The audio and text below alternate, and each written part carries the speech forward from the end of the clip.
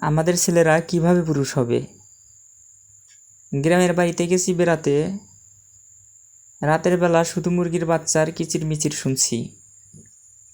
একটু ডিস্টার্ব হচ্ছে। দোতলার বারান্দায় নাকি আম্মু মুরগির বাচ্চা এনে রেখেছেন। জানতে চাইলাম, মুরগির খোপ রেখে এখানে এগুলো কেন রেখেছেন।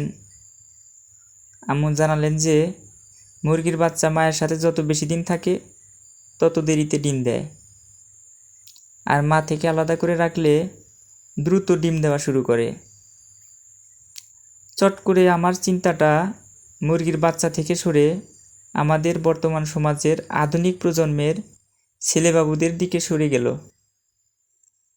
যারা বয়স 25-30 এসেও মানসিকভাবে প্রাপ্তবয়স্ক হতে পারে না। আমার বন্ধু শরীফ, ওরা দ্বিতীয় প্রজন্মের বাংলাদেশি ব্রিটিশ। ওর বাবা গিয়েছিলেন 60-এর দশকে। ওর নিজের জীবনের দারুণ একটা ঘটনা শুনিয়েছিলেন আমাকে। ওর বয়স যেদিন 16 বছর পূর্ণ হয়ে 17-তে পড়ল, সেদিন ওর বাবা ওকে ডেকে বললেন, এখন থেকে তুমি ব্রিটিশ আইন অনুযায়ী প্রাপ্তবয়স্ক, স্বাধীন ও স্বনির্ভর পুরুষ। এখন থেকে তোমার দায়িত্ব তোমাকেই বহন করতে হবে। তোমার লেখাপড়ার খরচা তোমাকেই জোগাতে হবে। আর আমার বাসায় থাকতে হলে বাসা ভাড়া আর খেতে হলে খাবার খরচ দিতে হবে। যেই কথা সেই কাজ, কোনো ছাড় নেই। শরীফ বাধ্য হয়ে একটা শপে পার্ট টাইম কাজ জোগাড় করলো। স্কুল শেষে সেখানে কাজ করত।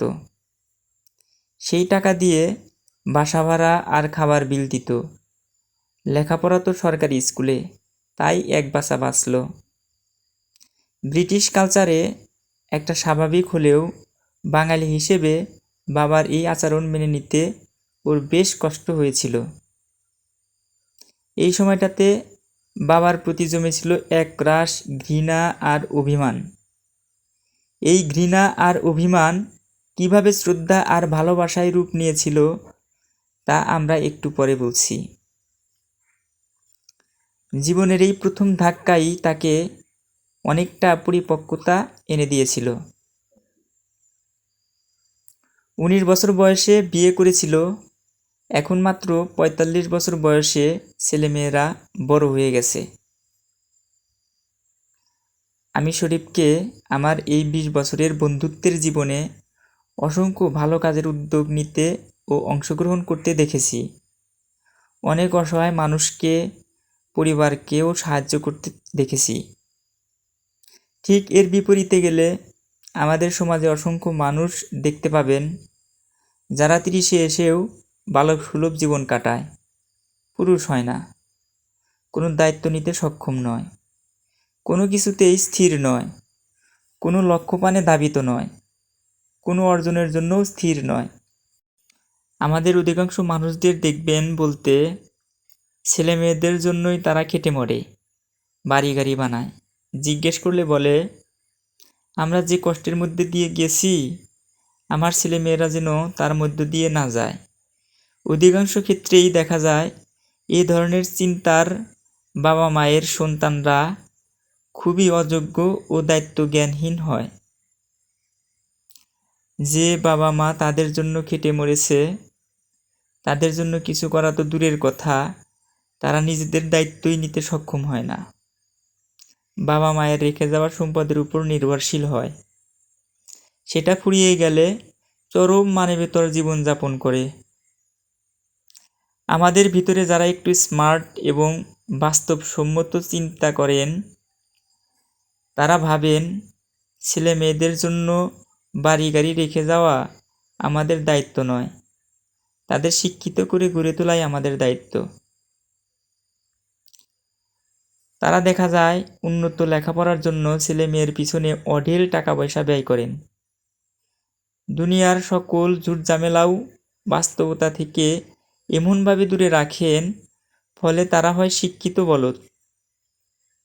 সত্যিকারভাবে ছেলেদেরকে পুরুষ হিসেবে গড়ে তোলার জন্য প্রয়োজনীয় পদক্ষেপ খুব কম মানুষই গ্রহণ করতে পারেন। আর এর অবধারিত ফল হলো ব্যক্তি হিসেবে, পরিবার হিসেবে, সমাজ ও জাতি হিসেবে পিছিয়ে পড়া। একটা মানুষ যদি পৃথিবীর জন্য 15-16 বছর থেকে অবদান রাখতে শুরু করতে পারে, তাহলে তার অবদানের মাত্রা ও মান দুটোই অনেক বৃদ্ধি পায়। পক্ষান্তরে কথিত মাস্টার্স শেষ করে কর্পোরেট স্লেভ হতে হতে যে সময় ব্যয় হয়ে যায়, তাতে অবদান রাখার সময় যেমন হারিয়ে যায়, তেমনি অবদানের মানও আর অধিকাংশ ক্ষেত্রেই ভালো হয়ে ওঠে না। আমি ড্রাইভিং শিখেছিলাম 33 বছর বয়সের দিকে।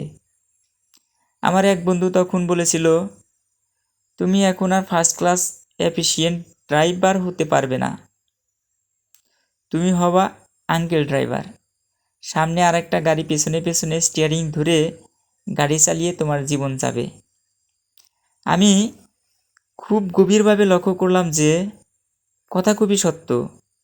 আমার পাশ দিয়ে বহু গাড়ি কাটিয়ে চলে যায়, আর আমার কাছে সামনের গাড়ির পিছনে ধরে রাখাকেই নিরাপদ ও আরামদায়ক মনে হয়। তাই দেরি করে দায়িত্ব নেওয়ার ব্যাপারটা শুধু দায়িত্ব জ্ঞানহীন করে তাই নয়, দায়িত্ববোধের মান ও দায়িত্ব পালনের যোগ্যতাও হ্রাস করে ফেলে। বাবার প্রতি শরীফের ঘৃণা আর অভিমানের কথা মনে আছে? এবার বলি, সেই ঘৃণা আর অভিমান কিভাবে শ্রদ্ধা আর ভালোবাসায় রূপ নিয়েছিল। বিয়ের 2 বছর পর যখন একটা ব্যবসা দাঁড় করানোর জন্য ভালো অঙ্কের একটা নগদ অর্থ দরকার হলো, তখন সেই কঠোর বাবা তার হাতে পাউন্ডের একটা বান্ডিল দিয়ে বলেছিলেন, এটা বাসা ভাড়া আর খাওয়ার খরচ হিসেবে দেওয়া তোমার সেই অর্থ। এমন কোনো প্রয়োজনের সময় দেওয়ার জন্য জমা করে রেখেছিলাম। জীবনে কোনো এক সময় যদিও বাবার প্রতি শরীফের ঘৃণা জন্মেছিল, কিন্তু এখন বাবার সেই কঠোরতাটুকুকে সে তার জীবনের অমূল্য সম্বল মনে করে এবং বাবাকে নিয়ে সে আজ সত্যিকারের গর্ব অনুভব করে। সেই মুরগির গল্পে ফিরে আসুন ইসলামের বাতলানো সমাজ চিন্তায়। মুরগির বাচ্চা যেমন মায়ের ডানার তলে থাকলে ডিম দেবে না, তেমনি আপনার ছেলেকে যতদিন ডানার নিচে রাখবেন সে দায়িত্বশীল হবে না। এটা সৃষ্টির প্রকৃতির মধ্যে দেওয়া স্রষ্টার অমোঘ নিয়ম। ইসলাম বলে এটা একটা ছেলে প্রাপ্তবয়স্ক হওয়ার 3টা সাইন: 1. স্বপ্নদোষ হওয়া, 2. নাভির নিচে লোম গজানো, কিংবা 3. বয়স 15 বছরে উপনীত হওয়া। এরপর ইসলামী আইন মতে সে একজন পূর্ণ প্রাপ্তবয়স্ক পুরুষ। তার উপর শরীয়তের সকল আইন কার্যকর। মহান আল্লাহ এই সীমাটা এই জন্য নির্ধারণ করেছেন যে এই বয়স থেকে সে জীবন ও জগতে তার উপর অর্পিত দায়িত্ব পালন শুরু করবে। আমাদের উচিত ছিল আমাদের সন্তানদেরকে এই বয়সে উপনীত হওয়ার আগেই তাদের দায়িত্ব সম্পর্কে সচেতন ও যোগ্য করে গড়ে তোলা, কিন্তু সেটা না করে একটা দীর্ঘ সময় তাদেরকে স্পুন ফিডিং করে আমরা একটি অকর্মণ্য ও অযোগ্য প্রজন্ম গড়ে তুলছি। পোস্টটি ফেসবুক থেকে নেওয়া।